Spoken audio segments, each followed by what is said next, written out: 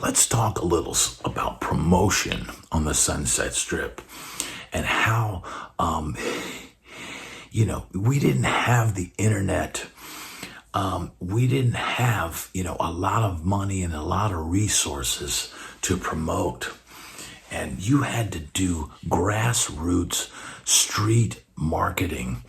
And that included handing out flyers. That included, for us, we had a mailing list. We would go out there with a clipboard with name, address, phone number, and we go up to every girl we saw and said, "Hey, we've got an awesome band. We're different than everybody else. We rock and we play. We can even rap, and we got these killer songs. And man, you guys are gonna really. And man, you got to come to our parties. And I mean, it's just it was a whole sales pitch." So we'd go up to every group of girls, and sometimes it'd be two girls, sometimes it'd be, "Hey, you go talk to the blonde, you go talk to the brunette." We'd split up, we'd hang together, we would sing in the street, whatever we had to do to get to promote, right? I can remember literally like a Japanese film crew being on the strip, and we were like rapping on camera. Because if you're playing hard rock riffs and these rock songs, it doesn't translate if you don't have an instrument, or so you can't, "Let me hum you my riff," but a rap you could just do right on the street. And so girls would be like, "Oh, that's different. Like, you guys are different, right?" So we might have kind of looked like some of the other bands, but we weren't as glam. We didn't wear like by that time, man, you figure it's the late 80s. It's like black jeans and t-shirts, cut up t-shirts. Maybe you cut the sleeves off, and maybe you get like a cool hat, and you've got your long hair, and we would do different things. Even later in the strip, I remember there's a picture of me playing Gazzarri's. And I'm wearing like Everlast shorts and like high top tennis shoes and a cut up t-shirt with I think it had Sly. What was it? The singer for. I want to thank you for letting me be myself. Well, who was that? I can't even think of his name now. Sly. What was it? Let me know in the comments. So. We would do different things. We'd trying different things because you didn't want to get labeled as a hair band, especially around 92, 93. You had to make yourself different. And there were a lot of bands doing some different things, and grunge was starting to seep into the sound of everybody, and everybody was just kind of getting less and less glam. Even like, bands like Poison, you look at what they did in the 90s, and they were way dressed down, and, they put the silly string and the hairspray away. Everybody was just kind of going for a more natural look. But, promoting on the strip, and here's the thing, man, if you had a couple guys in the band that girls thought were cute, you would definitely, it would help. And so you would try to look your best. You'd go out there, you make sure you're showered, you're smelling good and all that. But, our bass player, Greg, there was something about him. He had hair that was just, incredible hair as far as how much volume. He had the same volume as me, but it was long, dude. It was practically touching his arse, as they say over in England. His hair was that long, and girls just loved his hair. And so, he had more girls than anybody, and he wasn't like the best looking guy in the band, but he just had something about him, and he could just immediately go up to a girl and immediately be hugging him. And he had so much hair that they'd just be burying their head in his hair. And he had literally, he won the band hotline that was connected to his room.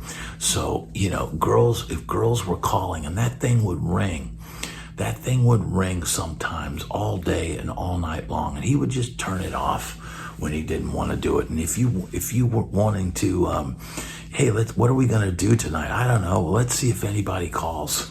And so he, you know, call and go, hey, who's this? Oh, well, what are you guys doing tonight? You know, and next thing you know, like, hey, these girls are inviting us over to their party, or hey, you know, these girls want to come over or whatever. And like, okay, well, we're not doing anything. And tell them to bring some beer. Tell them to bring beer if they're coming over, you know. And so, you know, you're promoting, you're meeting all these people.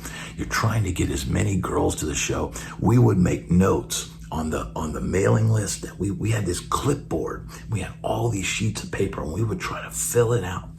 And we soon realized we'd had to make notes after each one so we would remember, because we were going to work those phones before the gig. We would start, you know, first of all, you'd give them a preliminary call, you know, say 3 days after you met them. And you'd say, hey, I'm in the band such and such, and I met you the other night, and I think you're really cute. I'd love for you to come hang out at our parties, or maybe we can get together and do something sometime, or you know, whatever. You just talk with them, and you'd maybe made notes. Hey, this girl really likes a funk, or whatever, or this girl likes this, or her dad works at a record. You would work the phones, and you would call them and say, hey, Stephanie, it's Bad Brad. Remember me from Boy Elroy? I met you the other night, and remember I was rapping and doing all this. It's hey, you know, we're playing in 2 weeks, and we're gonna have a rager of a party afterwards. So we'd love for you to come to the gig if you can make it. Can you make it? Yeah, I might be able to do that. Okay, great. Well, hey, and then you'd start talking to them. Well, hey, what's been going on? What are you doing? Oh, well, I work here, or I do this, or whatever. And you know, and sometimes you'd hit it off with them, and sometimes not. Sometimes they go, hey, I'd love to hang out with you sometime, or, you know, or this and that. And sometimes you'd go over, and sometimes there'd be hookups, sometimes there wouldn't. But you learned pretty early on, if you made a habit of just burning through these girls and doing them wrong and doing this, that was not a good strategy as far as promoting and getting people to the shows. You wanted to treat people good. You didn't want to screw over people and just sleep with them and then never call them, because ultimately our goal was to get a record deal. And you tell them, look, we're hoping to get a record deal, and you know, we want to pack the club, and you know what, wouldn't that be really cool if we got a record deal? And you're like, you helped us, wouldn't that be a really cool thing? And they go, yeah, that'd be awesome. I said, look, if I become a big rock star, I'm gonna take you out. You know, we'll get a yacht, and we'll go party it up. Oh, that sounds awesome. So, you know, these girls, look, it was kind of like the NBA draft, and you see these girls that hang out, and they're trying to meet the next LeBron, or they're trying to, you know, pick up on all the rookies and latch onto something. It'd be the same thing with these girls. I mean, there'd be different levels of girls on the strip. There'd be the small town girls that are just looking for excitement, and they drive up for the weekend to, you know, or for the night to go up to the strip and meet guys in bands.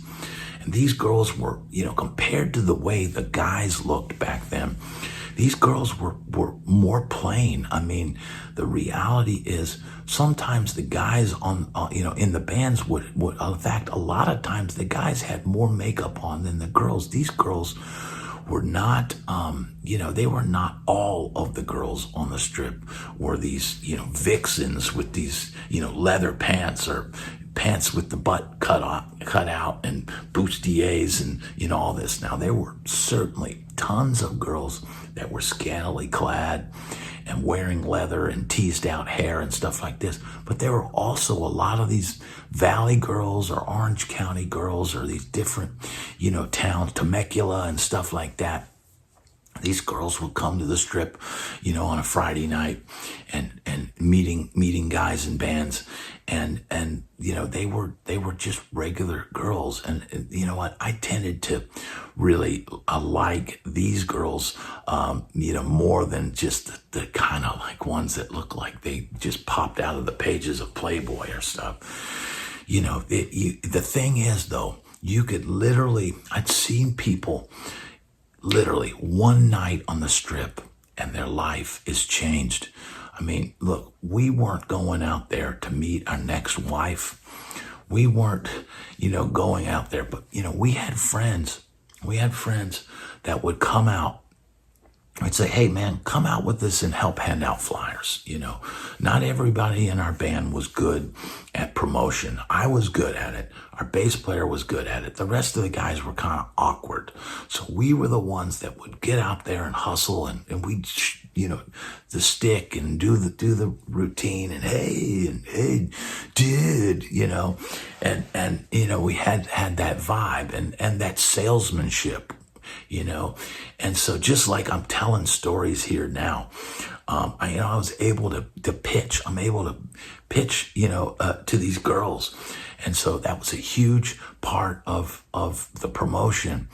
But, you would see people, and I had friends, one night on the strip, they'd meet some girl, the guys were full of crap for the most part. A lot of the guys in bands were full of crap. And, they're acting like their band's bigger than they were. And the other thing is a lot of these girls could be just as full of crap. And they knew that they could get them a boy toy if they said the right things. So there would be girls and they'd come out and say, oh, well, my dad's rich and I'm this and that. Or I've got this, brand new 300ZX or whatever. And so you'd bring these friends out to help you hand out flyers, and they'd end up meeting some chick who, say, hey, come get in my car, or whatever. And next thing you know, you see them the next day and they're driving some girl's brand new 300ZX around town. And then she's in the passenger seat and they're just, this is my new girlfriend. And, like, wait, whoa. We just went out to hand out flyers, man. We weren't trying to find our wife, but I had friends that did. They did. They went out one night. They met some girl, maybe, in some cases, these guys we were all broke, living hand to mouth. And if some girl who wasn't that hot, who, maybe didn't look good at all, but would come up to these band guys and who were hungry and literally have not a red cent in their pockets. And they'd come up to them and say, I've got plenty of money, honey. I'll take you wherever you want. Are you hungry? We'll take you out to eat. And that was the case with, this one time, this guy, the guy with the 300ZX, we met these two girls and they were not hot at all. They were not hot. And I'm kind of playing wingman and I'm having to, what do they call it? I'm having to land on the grenade or cover the grenade. The other girl's kind of the grenade. And I'm like stuck kind of entertaining this girl because he's latched onto this girl with this 300ZX and he thinks he's hit the lottery because she's got a nice sports car. And yeah, she had a house and she had a thing, but these girls were not happening, and you would, I would have, I'm stuck hanging out with this girl who's driving me crazy. And, it's like you get pulled into these situations because your friend decides that, oh, I'm going to hang out with this girl. And he ends up, hooking up with her in your room. And you end up having to be in the living room of the shock house with the grenade, at 3 a.m. And so, these are the kind of situations that would happen. And I had friends that, they'd meet a girl and the girl, had bad skin and overweight and all this. And because the girl had money, that was all of a sudden, this is their girlfriend, and that's just the reality, man. When you're starving and you don't have anything and you're seeing some way out of this, they would, all of a sudden they're like with this girl, and I'm thinking like, dude, hey man, elevate your taste. You don't have to settle for the first person that's got a credit card and a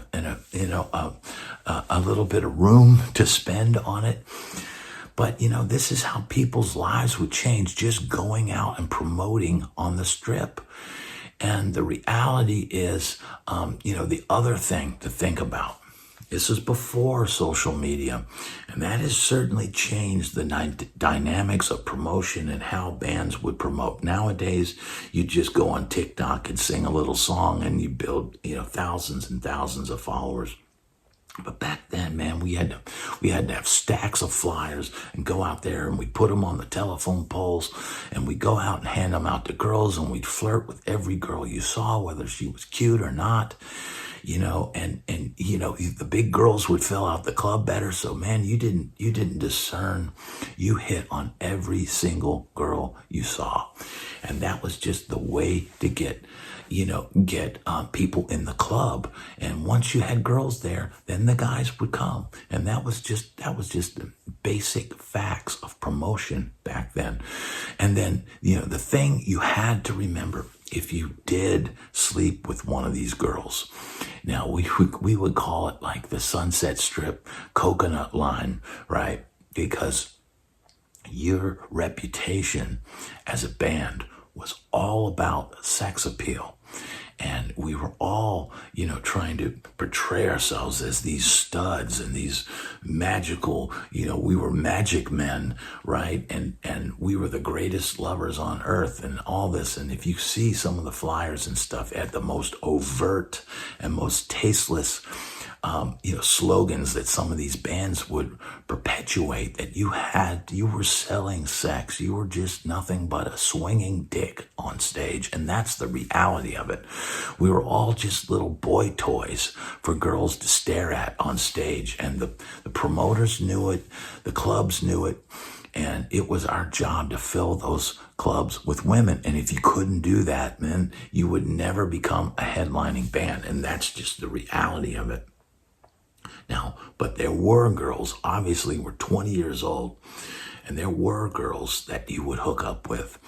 And you had to know that when you hooked up with one of these girls, that you had better rock her world. You better back in those days, dude, if it was, okay, we're going there, okay, we're going all the way there. And you did not want to have a bad experience and have some girl, now later in the days of metal sludge, you would see all the rock stars and the girls, would leave their reviews, and that's the internet. Now with the internet, man, if somebody gets out of line with a fan or does something that they're not supposed to do, man, bands have been exposed. God forbid, the girls says she's 18 and she's not. Man, you had to be very, very careful of that. And the reality is, if you did sleep with somebody on the strip, if you gonna do it, you better do it good. Because if you don't do it good, she gonna tell everybody. And that's the reality. The internet, it's the same way. I've seen guys on social media, back in my country touring days, and I'll see the next day and the girls talking about the guy in the back lounge and saying, oh my God, it was so small, and all this kind of stuff. So man, you did not want to go there unless you were ready to get it in and go all night. You would want to have a reputation of, oh my God, he's incredible. And if you did have that reputation, then more and more girls would come to your show. Now, we would take pictures back in the day. We took photos at one time with just our boxer shorts with open shirts. And we put that on a flyer because, man, you're competing with all these bands that are putting all these overt, things in their flyers about, melts in your mouth, not in your hand, and all this kind of stuff. We care if you come, and all these kind of slogans and stuff. These bands would put, Warrant had pictures where it looked like they were all, going between this girl's legs, in their flyers and stuff like that. And man, we were never really that overt about it. I always felt that was a little bit over the top, but man, the Sunset Strip was an over the top place. Sex sells on the Sunset Strip.